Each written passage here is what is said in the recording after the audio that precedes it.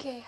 Oh, ini dia dokter kita. Cantik sekali dokter sore hari ini. Oh, terima kasih. Bu Fasya juga cantik banget hari Terima ini. kasih dokter. Akhirnya ketemu juga ya. Ya ampun, jauh-jauh Kita datang ke Bali. iya loh, kita belum pernah ketemu secara Jauh-jauh kita di Bali langsung diundang. ya. Tapi kita ketemunya secara virtual. Halo dokter Fani, salam Yes. kenal. Halo, salam kenal semua Hai, caring people. hai, itu Terima semua kasih udah sudah disapa. di-invite ya. Terima kasih juga, kami yang terima kasih karena dokter Fani mau ngobrol-ngobrol nih sama Support and Care, dan saya percaya nih topiknya juga hot banget nih buat semua pejuang Mm-mm. kanker maupun penyintas dan Mm-mm. caregiver. Betul ya dok ya? Oke. Iya, bener banget. Oke, mungkin Topik karena kita kita, hari ini. iya, topik kita hari ini tuh adalah jaminan kesehatan nasional yang merupakan investasi untuk meringankan biaya terapi kanker. Kita berharap Mhm. topik yang kita bahas sore hari ini bisa membantu semuanya, dan juga nggak cuma Mm-mm. sekedar kita, tapi bisa kasih tahu juga nih ke kanan kiri Mm-mm. teman-teman relatif yang lain gitu. Mm-mm. Ya, ya. Dan kita lagi kenalan nih sama dokter Fani. Kita bacain bentar Iya. profilnya dokter Fani, boleh ya? Monggo, Dokter silakan. Fani merupakan seorang dokter keluarga BPJS. Saat ini berpraktek di Bali, betul ya dok ya? Iya, bener banget. Betul. Dan beliau merupakan co-founder dari komunitas Sadar Sehat. Nanti kita akan tanya lebih jelas nih, komunitas ini tuh sebenarnya bergerak di bidang apa gitu. Dan dokter Oke, merupakan lulusan siap. dari Universitas Udayana, betul ya dok ya? Iya. Oke, baik. Sekarang mungkin kita boleh ngobrol bentar kali ya dok. Kira-kira boleh Mm-mm. dijelasin sedikit nggak dok mengenai dokter keluarga BPJS tuh apa nih dok? Maksudnya Mm-mm. profesinya apa yang membedakan dengan dokter lain? Ah, ah. Oke, kalau dokter keluarga BPJS itu adalah bagian dari fasilitas kesehatan tingkat pertama ya Oh, di sistem pelayanan jaminan kesehatan nasional. Jadi seperti yang kita ketahui, kalau jaminan kesehatan nasional itu adalah sebuah program yang diberikan untuk memberikan keamanan sosial pada saat pesertanya itu sakit ya. Jadi itu memang menjadi hak dari rakyat Indonesia yang sudah tertera di undang-undang. Jadi pelayanan kesehatan itu akan semua di cover mulai dari tingkat yang paling levelnya paling bawah, yaitu untuk masalah ya yang bisa dibilang sakit ringan ya, karena 80% orang pasti sakit-sakit ringan-ringan aja. Nah, itu bisa di fasilitas kesehatan tingkat pertama, yang mana itu bagiannya seperti contohnya puskesmas. Nah, cuman kalau BPJS ini, Jaminan Kesehatan Nasional itu kan nama programnya ya, Bu betul, Fasya. betul, Nah, betul. untuk yang menyelenggarakan ini namanya BPJS Kesehatan. Dan untuk kartunya itu namanya Kartu Indonesia Sehat. Jadi itu perbedaannya di antara ketiga ini ya, JKN, BPJS, dan KIS. Tapi sebenarnya itu ketiganya sama ya. Nah, kalau untuk dokter keluarga sendiri itu adalah bagian dari fasilitas kesehatan yang tingkat pertama. Jadi itu adalah gatekeeper, dimana kalau untuk orang yang mau sakit berat yang sampai membutuhkan penanganan spesialistik sampai ke rumah sakit, misalnya kayak kita kan akan bahas tentang kemoterapi, tentang kanker gitu ya, penanganan kanker untuk sore hari ini. Nah, itu kan butuh di level yang rumah sakit, bahkan tidak di rumah sakit pemerintah yang di kabupaten, bahkan kita akan merujuk ke level yang provinsi atau bahkan sampai ke Jakarta, sampai ke pusat. Nah, itu dia ada jenjangnya seperti tangga yang harus lampaui. Nggak boleh ujuk-ujuk pasien datang saya minta kemoterapi gitu, nggak bisa, harus ke dokter keluarga dulu atau ke puskesmas dulu. Nah, jadi untuk BPJS itu sekarang pelayanannya nggak kayak waktu zaman dulu puskes itu kan hanya dilayani di puskesmas ya, kalau untuk yang sakit ringan-ringan. Nah, kalau sekarang ada puskesmas, pilihannya boleh milih dokter keluarga, yaitu praktek mandiri dokter, dan juga praktek mandiri dokter gigi, dan juga bisa milih klinik swasta yang bekerja sama dengan BPJS. Jadi bebas sekarang, nggak melulu hanya di puskesmas. Karena kita tahu puskesmas kan sekarang tugasnya udah banyak banget ya, ngurusin surveillance, ngurusin pandemi, wabah, Pandemi, COVID-19, betul. imunisasi. Apalagi sekarang imunisasinya macam-macam udah bertambah semakin banyak. Biasanya kalau ke rumah sakit pasti kita udah yang full, antreannya banyak kayak gitu kan. Nah, ini BPJS mempermudah pesertanya bisa pilih dokter keluarga, bisa pilih klinik swasta yang bekerja sama BPJS atau dengan pilih puskesmas gitu. Oke, jadi mempermudah juga nih akses masyarakat ya untuk memperoleh yang disediakan Layanan juga oleh kesehatan negara, primer. layanan kesehatan Bener ya. banget. Baik, terima kasih dok. Nah, kalau mengenai komunitas Sadar Sehat sendiri gimana nih dok? Kira-kira berdirinya tuh atas dasar apa, lalu apa sih yang dikerjain dok? Oke, ini udah flashback ya masa lalu sebelum saya berpraktek sebagai dokter keluarga BPJS. Jadi baru tamat waktu itu kita bikin komunitas sama teman-teman yang mau tamat dan sudah tamat, baru tamat. Jadi itu kayak anak-anak muda yang punya kepedulian di bidang kesehatan, terutama di bidang promotif dan preventif. Nah pada saat itu 2015 belum ada Germas, Gerakan Sadar Sehat. Waktu itu kita punya yang mirip sih istilahnya, itu GSS, Gerakan Sadar Sehat. Jadi kita melakukan pemeriksaan kesehatan secara gratis di seluruh kabupaten di Bali. Jadi kita kayak roadshow gitu, sambil penyuluhan, sambil screening kesehatan, dan kalau ada ketemu penyakit kita edukasi dan kita arahkan untuk ke dokter. Karena kan waktu itu kita masih mahasiswa, baru tamat juga kan, belum punya izin praktek kayak gitu.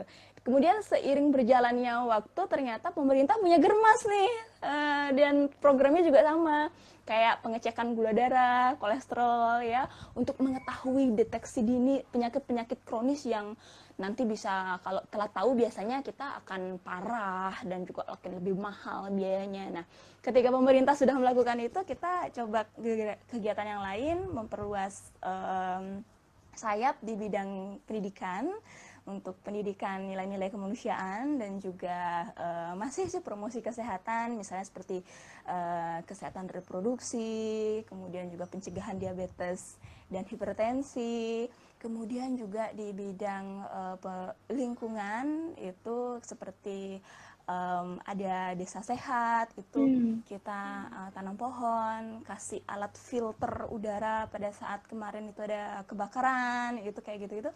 Nah itu beberapa, pokoknya mewadahi anak-anak muda yang waktu itu punya jiwa sosial lah.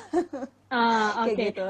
Berawal dari situ ternyata malah membantu juga nih pemerintah dalam melaksanakan program-program kesehatannya ya dok ya.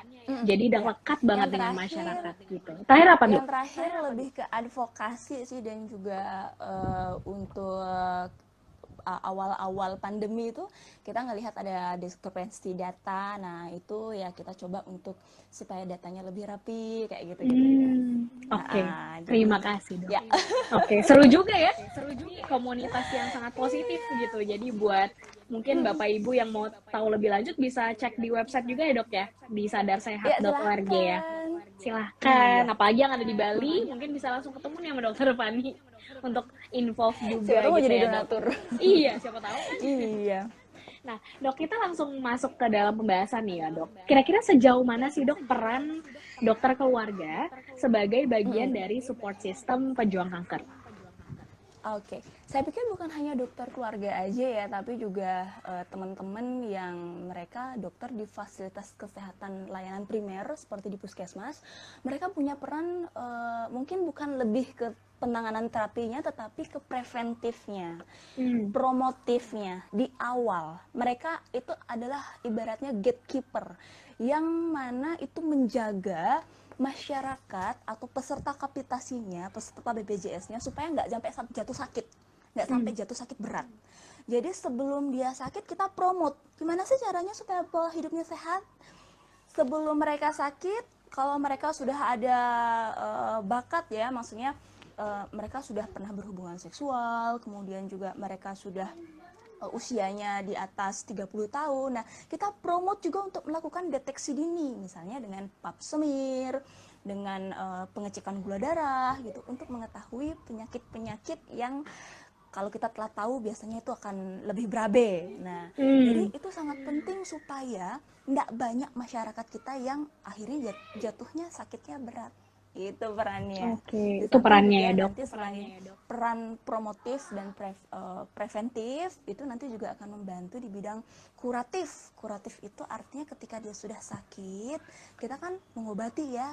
Nah, jadi pada saat pengobatan itu sesuai dengan kompetensi kita sebagai dokter umum, kalau tidak bisa ditangani maka akan dirujuk ke dokter spesialis di fasilitas kesehatan yang lebih tinggi, yaitu di rumah sakit. Bahkan apabila nanti tidak bisa ditangani di rumah sakit istilahnya tipe C atau tipe D, yang akreditasinya lebih di bawah, nanti akan dirujuk lagi ke rumah sakit yang tipe B atau bahkan tipe A yang sarana prasarananya dan juga SDM-nya jauh lebih lengkap.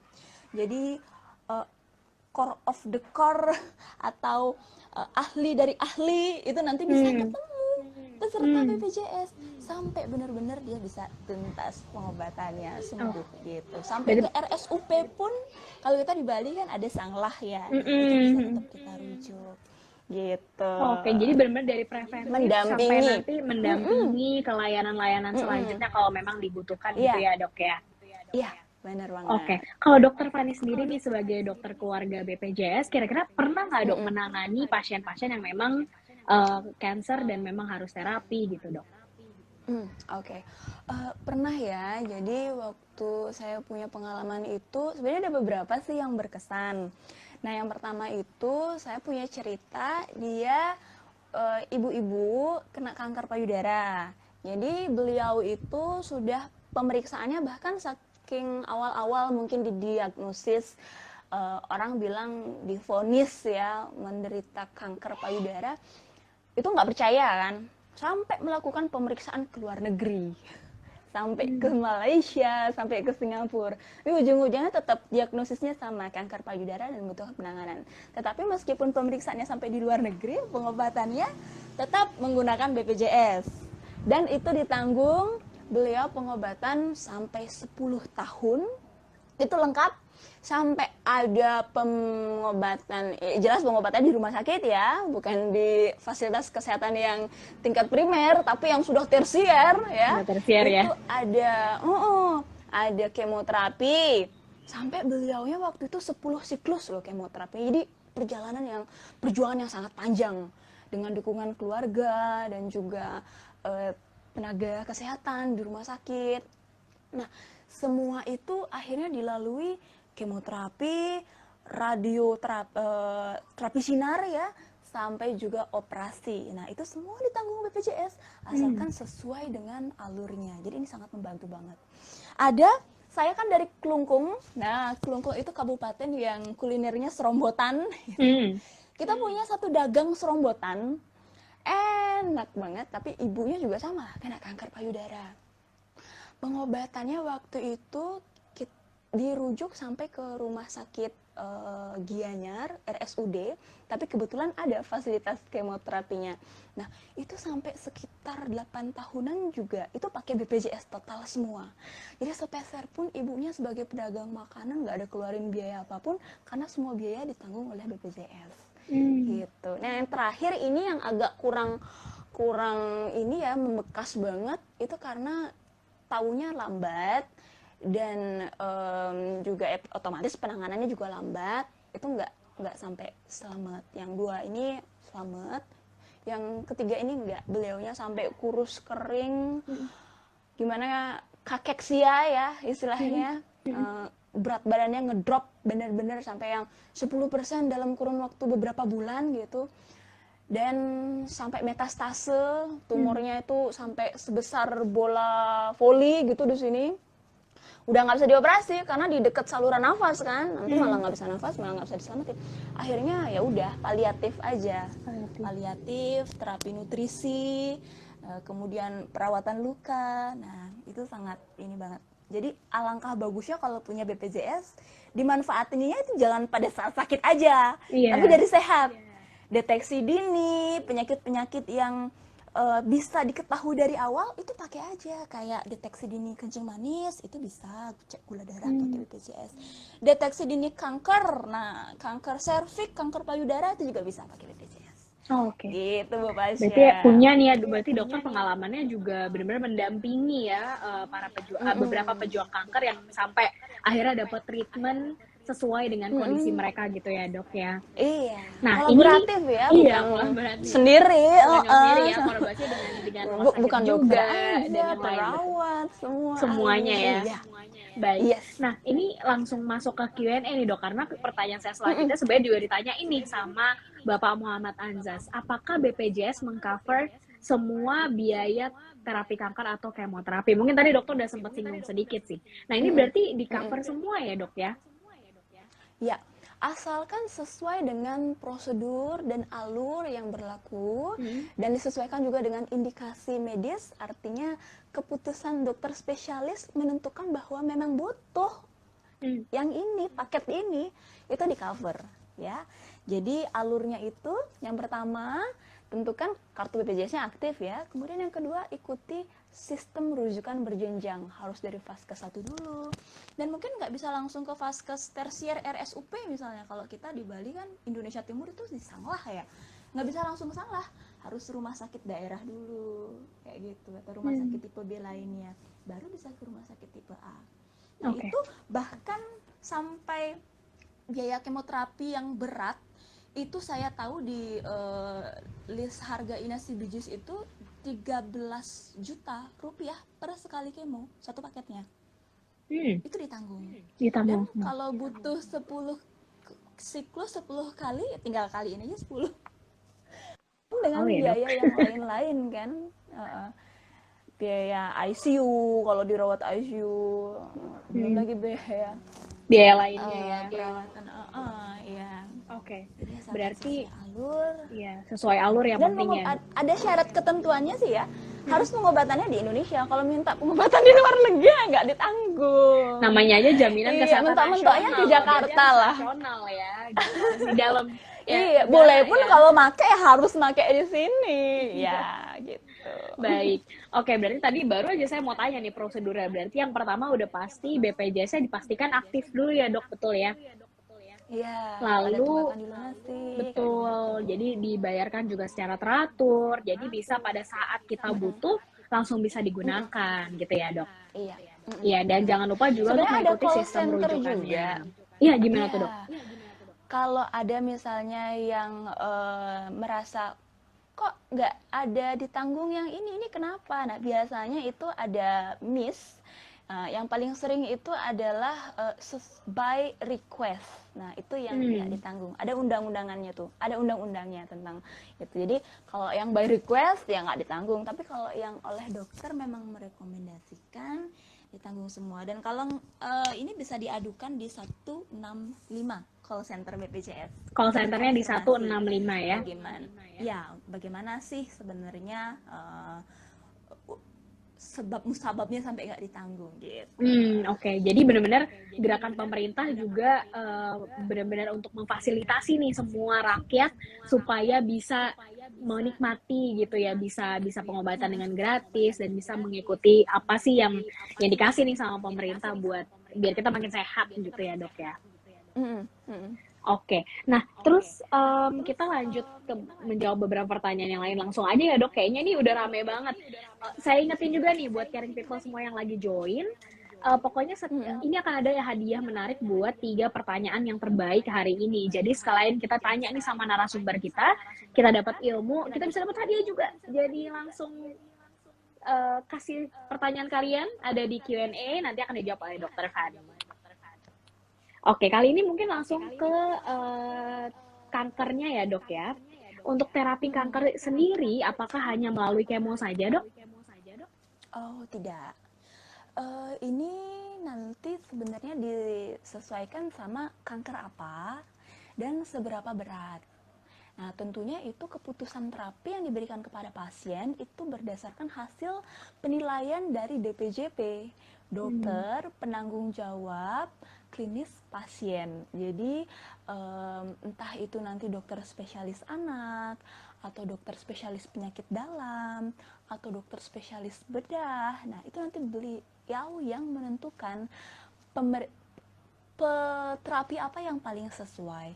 Karena ada beberapa terapi yang hanya bisa digunakan untuk beberapa kondisi saja. Nah, selain kemoterapi, itu untuk beberapa jenis kanker bisa dilakukan pembedahan atau operasi. Untuk beberapa jenis kanker juga yang agak susah untuk diakses melalui tindakan pembedahan dan juga agak membandel dengan menggunakan kemoterapi, itu bisa terapi sinar.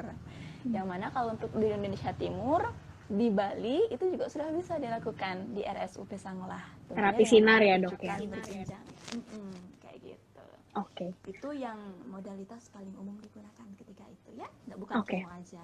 Oke. Tergantung sama penyakitnya apa. Iya, berarti nggak cuma sekedar kemo, tapi ada tindakan pembedahan juga, ada radiasi juga dengan sinar.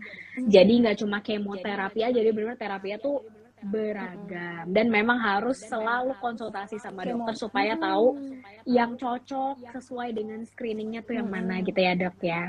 Iya, Nah, oke pasti dok, ahlinya lah. iya, ahlinya lah langsung. Mm-mm. Nah, dok, ini ada pertanyaan juga nih dari Ibu Hasana Siti. Apakah kanker bisa terkena karena genetik atau bisa juga karena faktor eksternal, dok? Bagaimana, Nah, dok? ini pertanyaan yang menarik banget. Karena sebenarnya dua jawabannya benar. Jadi bukan Oh, kayak benar. pilihan opsional yang Dua-duanya tentukan berarti jawaban ya. mana A atau B. Nggak bisa, dua-duanya bisa. Jadi makanya sekarang ada pemeriksaan nutrigenomik itu untuk melihat apakah kita punya bakat genetik untuk menderita kanker apa tidak. Nah, ketika kita sudah punya bakat genetik untuk menderita kanker, ya otomatis kita harus lebih hati-hati dalam menjalankan pola hidup supaya jangan sampai kita jatuh gitu. Nah, untuk faktor eksternalnya tentu itu juga sangat mempengaruhi ya, pola hidup sehat yang biasanya kerap belakangan karena berbagai macam faktor itu nggak dilakukan. Nggak kayak orang tua kita zaman dulu yang makanannya pasti ya buatan sendiri, ya jarang makan fast Belum ada food. junk food ya, dok, ya jarang. Bener banget. Minum-minuman yang macam-macam dengan pemanis buatan itu juga nggak banyak variannya. Kalau sekarang kan kemana kuliner nyobain Bermacam-macam ya, apa dok. gitu. Ya, bermacam-macamnya bagus, tetapi kita juga harus tahu kandungan nutrisinya apa saja supaya enggak kalau orang lain ada kelaparan, kita malah untuk nutrisi-nutrisi tertentu malah kelebihan yang akhirnya membuat segala yang berlebihan itu nggak baik. Nah, selain pola hidup itu yang pertama adalah makanan, kemudian juga faktor apa istilahnya infeksi itu juga bisa mengakibatkan kanker. Infeksi itu kemasukan kuman ke dalam tubuh, yang mana kumannya itu membuat sakit. Jadi ada kuman baik, ada kuman jahat ya. Kuman jahat itu ketika masuk ke dalam tubuh, contohnya itu Epstein-Barr virus, kemudian HPV virus, itu adalah beberapa macam virus yang sudah diketahui dapat mengakibatkan kanker.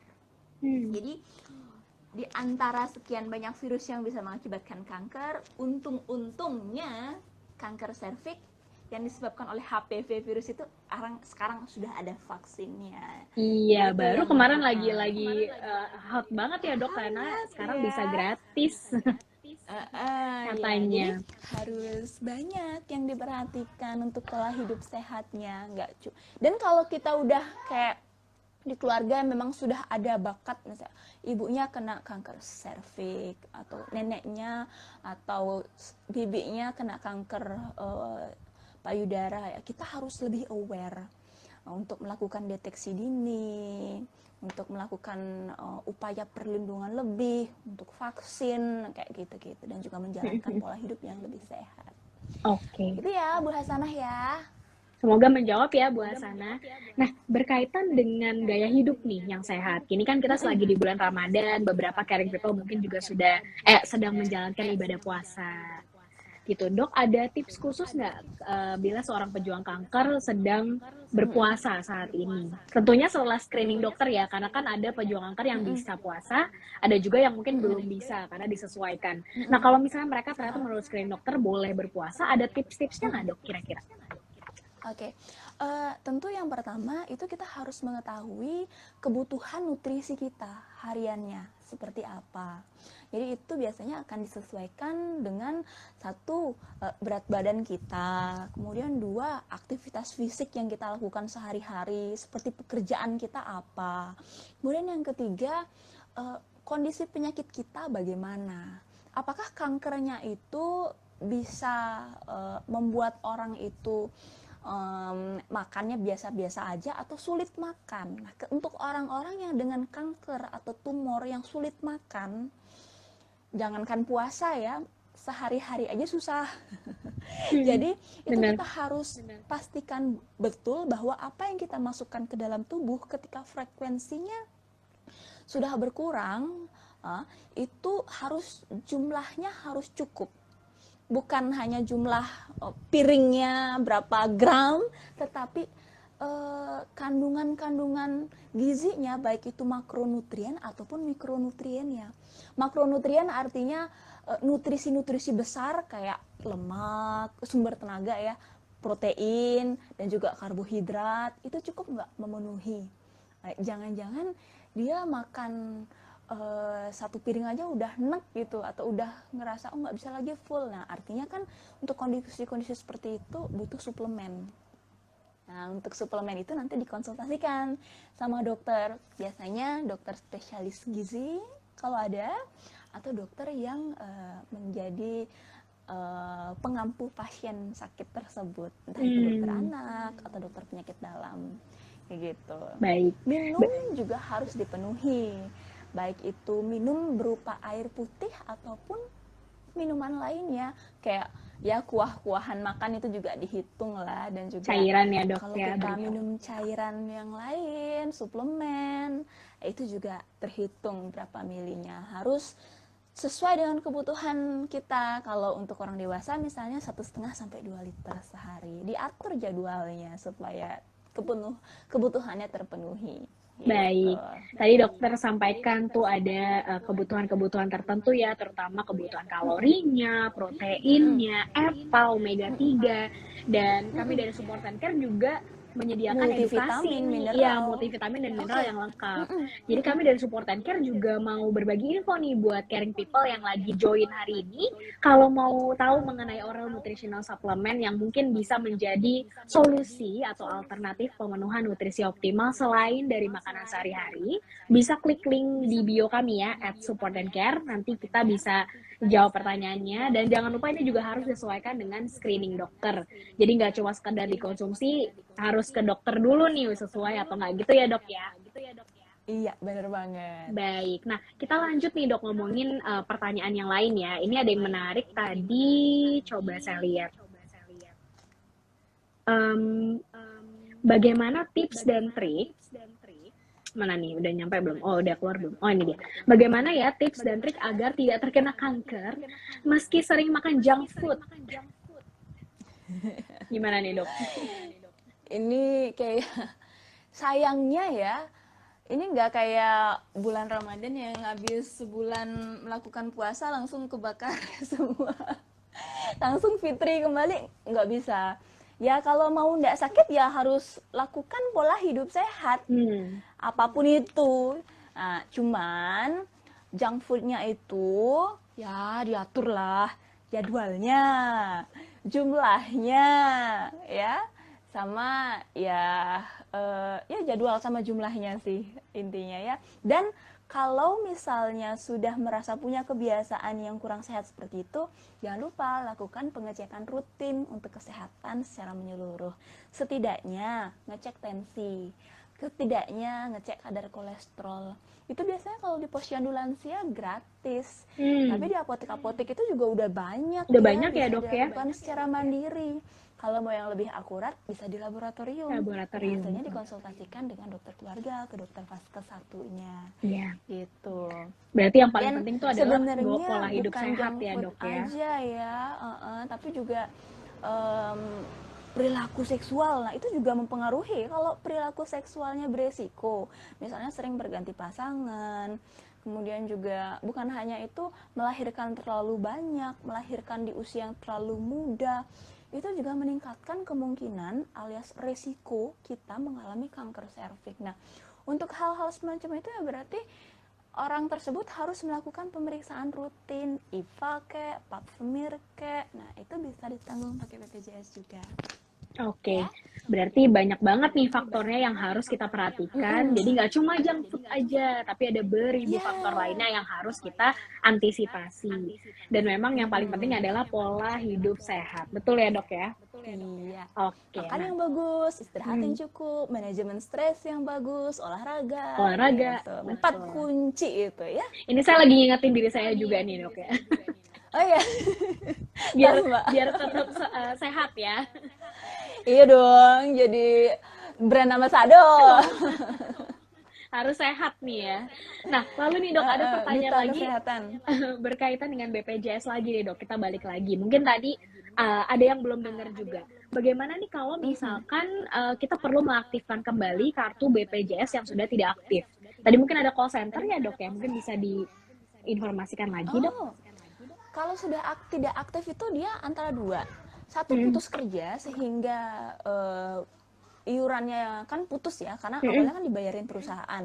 Jadi kalau ngaktifin itu berarti ya tinggal kita datang ke kantor BPJS dan mendaftar sebagai peserta baru. Hmm. Nah, selain daftar ke kantor langsung, kita juga bisa lewat aplikasi JKN Mobile namanya. Jadi Hmm. kita daftar mandiri, seperti itu. Kemudian yang kedua, putus karena sudah nggak lagi mendapatkan bantuan oleh pemerintah. Nah, kadang juga ini kadang tidak ada notifikasi sehingga kita harus ngecek rutin lah ke tempat di mana kita terdaftar, Vaskesatnya. Iseng-iseng ngecek tensi sambil ngecek, dok, ini Mm-mm. aktif nggak kartunya, bisa kayak gitu. Hmm. Nah, kalau udah nggak dapat bantuan, artinya kadang misalnya pemerintah menganggap ada orang lain yang lebih butuh untuk dibantu, atau sudah menganggap bahwa diri Anda sudah cukup lah dibantu sekian tahun, kayaknya sudah bisa dapat kerja, udah harusnya bisa. Nah, kalau kayak gitu juga sama, kita harus mendaftar secara mandiri ulang ya. Atau yang ketiga, putus tidak aktif karena lupa bayar atau nggak bayar, nunggak. Itu tinggal dibayar aja, nanti dia aktif sendiri. Diaktif lagi ya. Biasanya di hari itu juga aktif sendiri dan langsung bisa dipakai di hari itu juga. Oh, oke. Gitu ya. Berarti sering-seringlah kita mengecek apakah itu masih aktif atau enggak, dan memang kalaupun nggak aktif bisa segampang itu juga kok ya dok ya untuk diaktifkan kembali gitu ya. Iya, ngeceknya bisa di lewat HP juga kok, lewat Mm-mm. aplikasi JKN Mobile. JKN Soalnya Mobile. sekarang kan pandemi ya. Nah, saya sangat paham dalam kondisi pandemi banyak yang kesulitan, tidak terkecuali perusahaan yang sulit untuk membayarkan karyawan-karyawannya, sehingga banyak yang perusahaannya yang nunggak padahal sebenarnya karyawannya tetap kerja. Nah, ada yang kayak gitu kasusnya. Jadi ya kita sama-sama paham aja, disampaikan ke HRD-nya misalnya. Jadi harus tahu dulu nih, nggak aktifnya karena apa. Karena Ya, Pak apa? Muhammad ya. Iya, semoga menjawab ya Pak ya. Nah, terus mungkin ini masih berkaitan dengan yang tadi ya dok. Apa saja sih kira-kira daftar layanan dan penyakit yang mungkin nggak ditanggung BPJS? Apakah mungkin ada informasi nih dari dokter Fani? Oke, kalau untuk list yang tidak ditanggung BPJS, sebenarnya ini ada sih pada saat kita baru mendaftar, terutama kalau kita mendaftar lewat aplikasi JKN Mobile ya. Karena apa?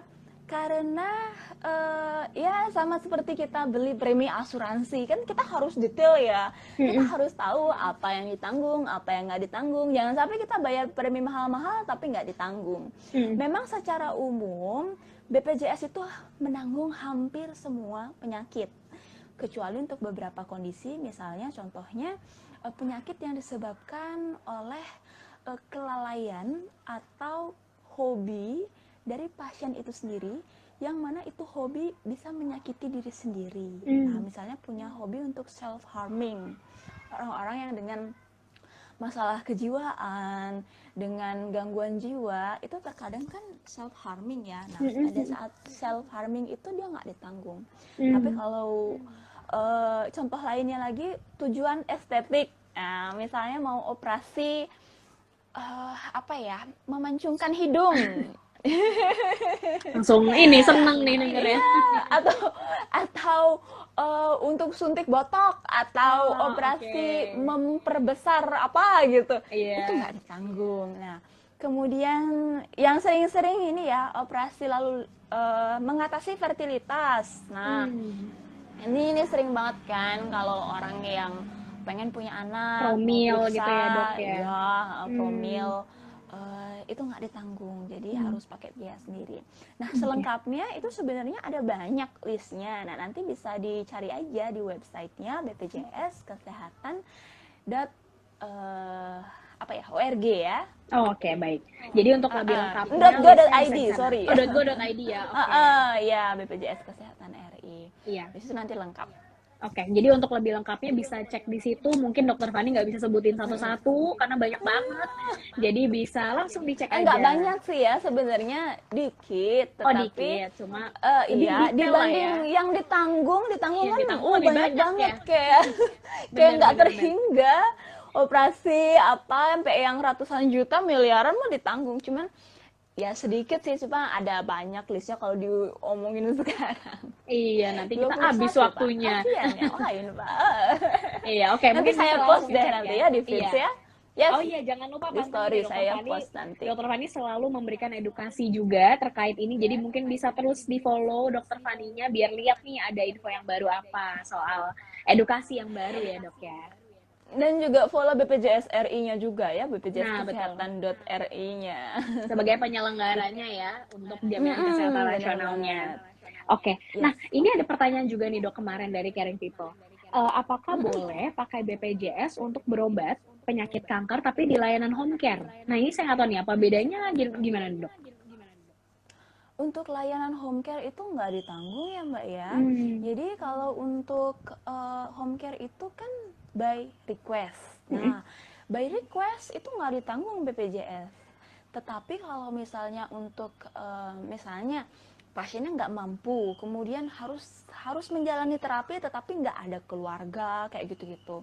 Biasanya puskesmas punya program.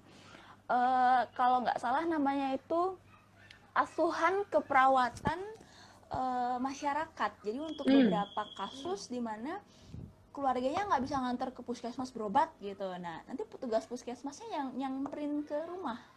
Entah itu untuk merawat lukanya, kalau ada luka, atau ya sekedar konsultasi yang lainnya. Tapi untuk perawatan kanker, apabila memang harus di rumah sakit, ya dituntaskan di rumah sakit. Ya. Baik. Jadi akan lebih disarankan lah kalau benar-benar sesuai alur aja ya. Jadi mungkin Iya. nggak ditanggung yang di home care, jadi bisa ikutin alurnya aja dari Iya. vaskes yang ada gitu ya dok. Iya.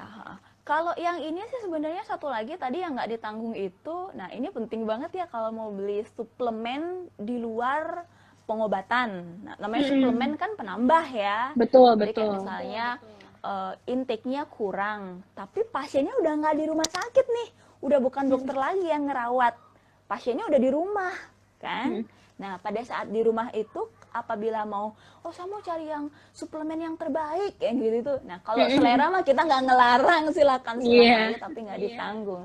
Untuk perbekalan pasien selama di rumah, perbekalan rumah tangga, itu nggak ditanggung. Tapi kalau untuk terapi nutrisi pada saat di rumah sakit, itu include dalam terapi penyakitnya dia, terapi kankernya dia. Jadi mulai dari konsultasi dengan dokter, pemeriksaan, pengobatan kontrol sampai rehabilitasinya pun itu ditanggung. Tapi kalau sudah lepas dan ini urusan susu misalnya, itu nggak ditanggung. Oke. Kayak gitu.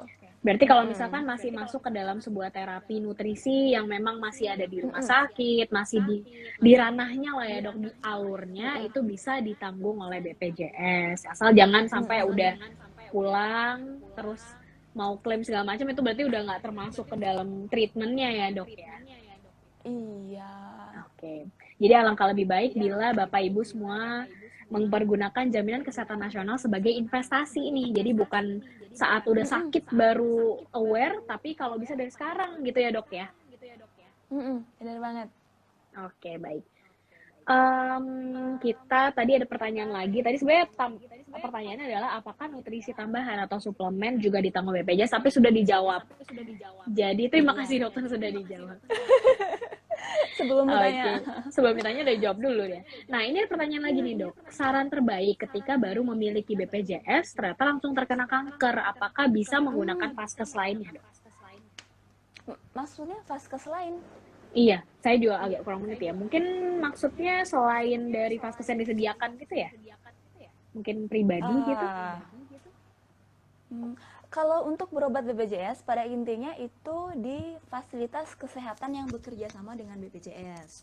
Nah, itu dia ada mulai dari tingkat yang primer, sekunder, tersier, kan gitu ya.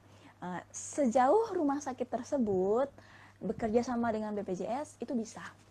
Tapi kalau rumah sakit tersebut sudah tidak bekerja sama lagi dengan BPJS, ya nggak bisa. Artinya biasanya itu akan dialihkan ke rumah sakit lain gitu. Karena ada beberapa kasus seperti itu. Misalnya kayak dia berhenti dulu, break dulu. Kayak orang pacaran kan bisa putus bentar ya, bisa Mbak, putus break dulu ya dok ya.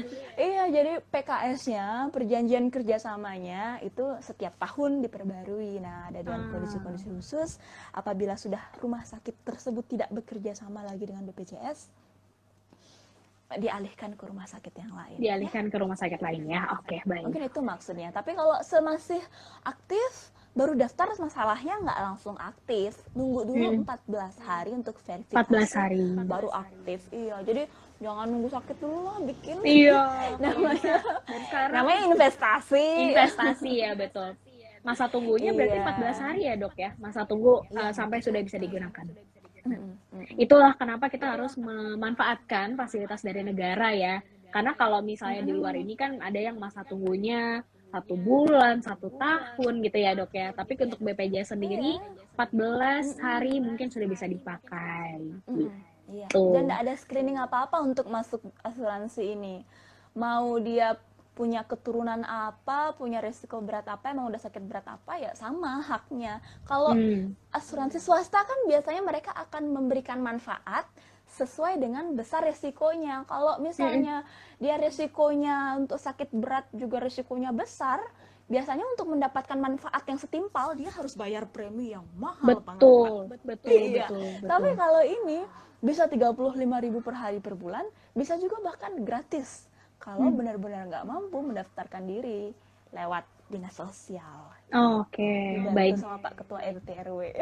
Nah, baik. Jadi, ayo kita involve nih dengan layanan yang sudah diberikan oleh pemerintah untuk memudahkan masyarakat gitu. Dan jangan sampai pas sudah sakit baru kita mikirin, tapi kalau bisa dari sekarang kita investasikan gitu ya dok ya. Oke, nah ini tadi ada pertanyaan juga, kalau misalnya didiagnosa malnutrisi, apakah ditanggung oleh BPJS? Tadi mungkin bisa diulang lagi kali ya dok ya. Kalau memang ada diagnosa kakeksi atau misalnya malnutrisi, itu apakah ditanggung?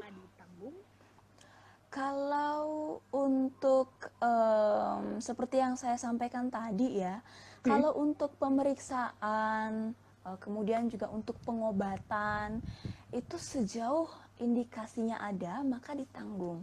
Misalnya pada saat dia malnutrisi sampai mengakibatkan dia lemes banget sampai diopname, ya itu ditanggung. Jadi sesuai dengan alur dan prosedurnya, ya. Jadi tapi kalau misalnya sudah pulang dan itu kondisinya sudah membaik dan ini digunakan sebagai perbekalan rumah tangga, itu sesuai dengan undang-undangnya tidak menjadi hak BPJS. Oke, baik. Gitu ya. Oke. Jadi kalau jangan sampai malnutrisi lah. Iya, jangan sampai ya. Jangan sampai. Kalau sudah rasanya berat badannya turun gitu kan, kita udah langsung penanganan ya.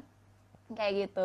Tapi kalau misalnya ya kita enggak, padahal makan sudah berusaha bagus, tapi kadang kita penyakitnya saking beratnya ya, karena kan penyakit itu yang menggerogoti dan ngambil berat badannya kan, karena penyakit itu juga membutuhkan energi, jadi energi kita jadi minus kan jadinya. Nah ketika seperti itu, misalnya Bapak Ibu punya rezeki lebih, toh juga untuk biaya pengobatan sudah ditanggung BPJS, sudah diringankan banget oleh BPJS. Nah mungkin untuk perbekalan di rumah tangga, susu dan lain sebagainya, suplemen, ya mungkin bisa diupayakan sendiri. Dan itu dibebaskan oleh BPJS, mau pilih apa silahkan, seperti itu. Iya, jadi untuk mencegah kalau bisa ya, mencegah terjadinya malnutrisi, mungkin Bapak Ibu terutama yang pejuang kanker maupun Bapak Ibu caregiver nih yang lagi menemani pejuang kanker dalam menjalani terapi, jangan lupa untuk mencukupi kebutuhan nutrisinya yang optimal. Betul ya dok ya? Kalau bisa status nutrisinya baik, bisa dari makanan sehari-hari dan bisa juga dengan oral nutritional supplement, terutama yang tinggi EPA, omega 3, tinggi kalori, tinggi protein, dan vitamin dan mineral yang lengkap. Kalau Bapak Ibu ada Iya. pertanyaan mengenai informasi produknya apa, mungkin bisa klik link di bio Support and Care, bisa DM kami juga, mungkin kami bisa bantu juga terkait produk oral nutritional supplementnya. Jangan lupa konsumsinya berdasarkan screening dokter juga, betul ya dok ya? Jadi Iya, disesuaikan dengan berdasarkan kondisi hasil masing-masing. konsultasi. Mm-mm. Baik, terima kasih dokter. Dan mungkin pertanyaan terakhir kali ya untuk sore hari ini nih. Sekarang ini kan ngabuburit, mungkin Caring People lagi siap-siap juga nih mau berbuka puasa gitu. Mungkin sebagai milenial, oh dokter milenial nih menurut Ibu Iya. Hasanah. Adakah tips dan trik dokter nih agar bisa terhindar dari kanker? Mungkin tadi bisa diulang lagi kali ya dok. Oke.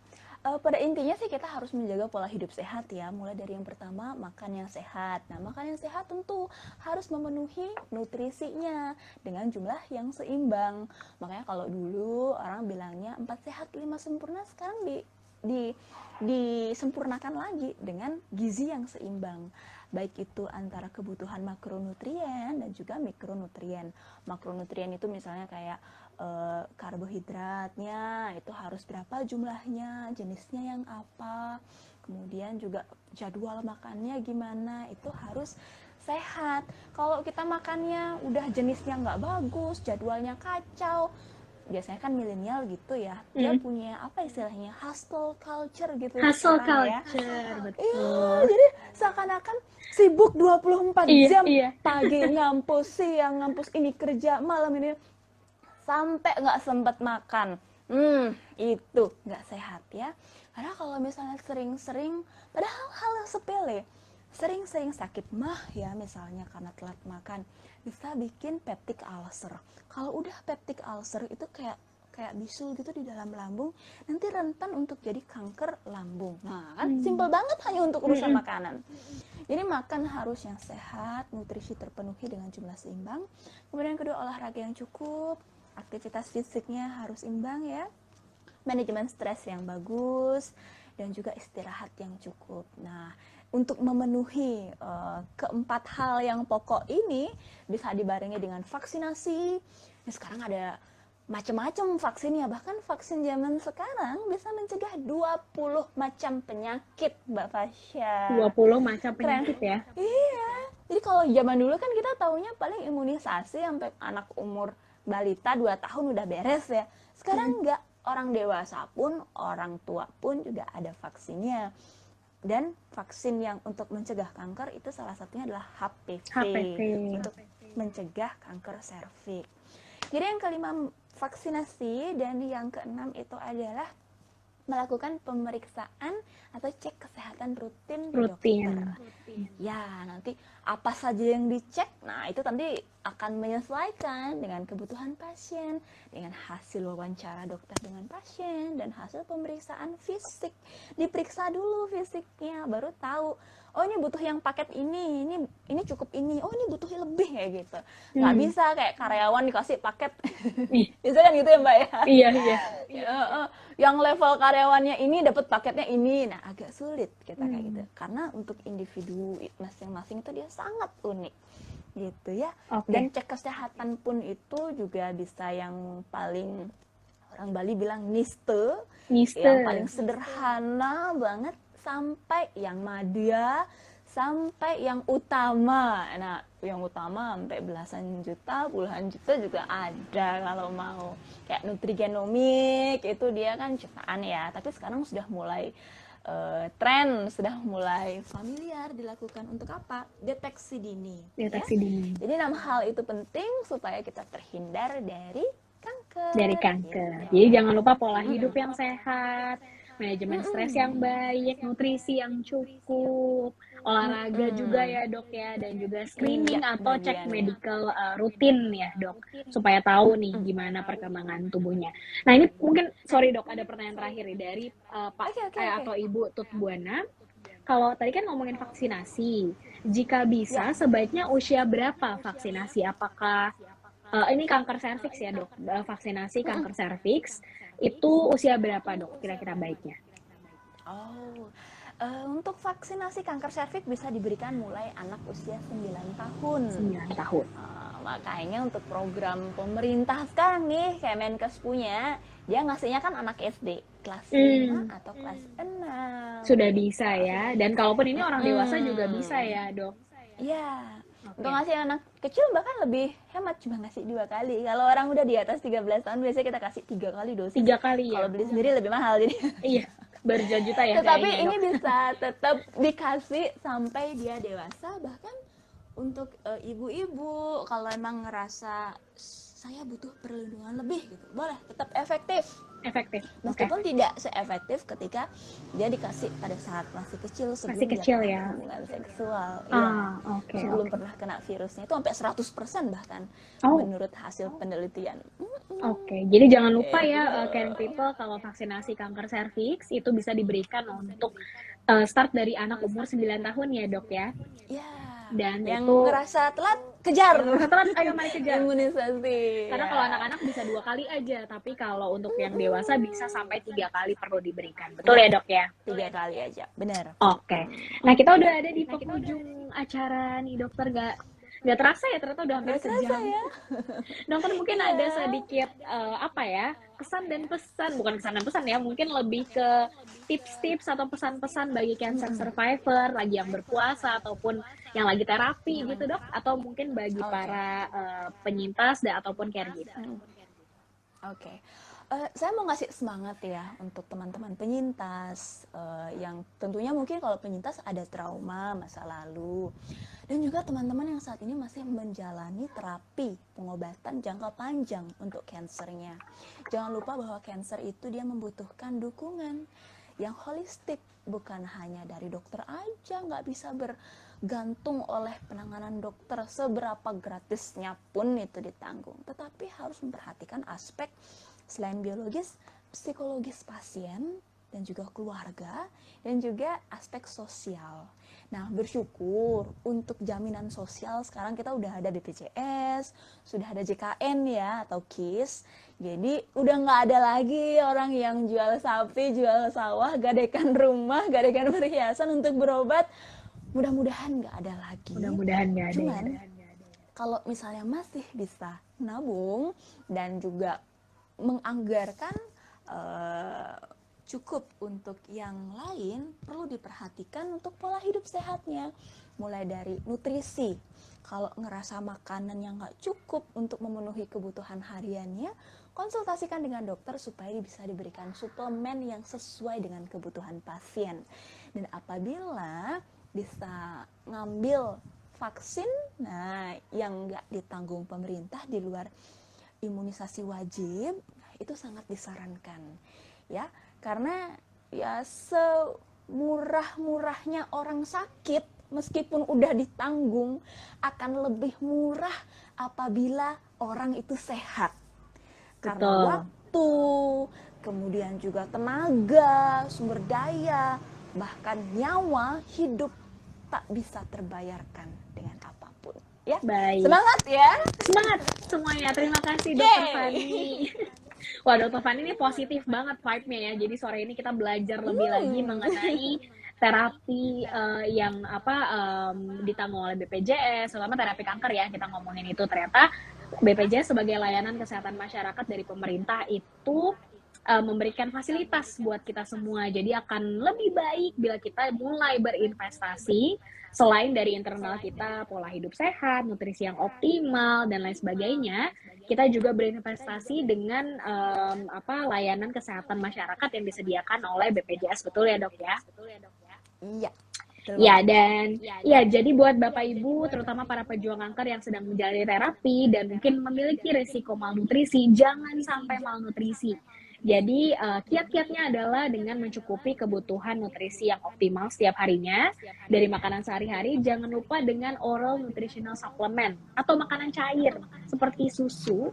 Dan kalau Bapak Ibu misalkan mau bertanya lebih lanjut mengenai informasi produknya yang tinggi EPA, tinggi protein, kalori, bisa kontak @support&care, bisa DM ataupun bisa klik link dalam bio kami. Jangan lupa follow terus Dokter Fanny, follow terus Support and Care, karena kita akan kembali lagi ya, Dok ya, bulan depan ya.